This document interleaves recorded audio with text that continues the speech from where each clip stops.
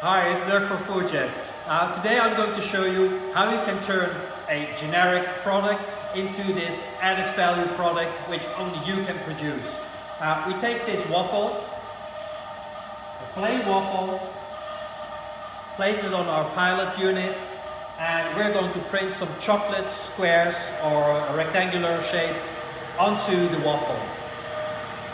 And with a simple printing process, you already can create some great differentiating rectangulars onto the product. But if you add some sprinkles, chocolate sprinkles, afterwards,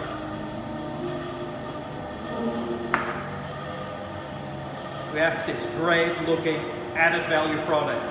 Now, from this to this in a breeze, or some other alternatives, you name it, we can print it. So if you're looking for added value to your generic product, you know where to find us. Talk to you later. Bye bye.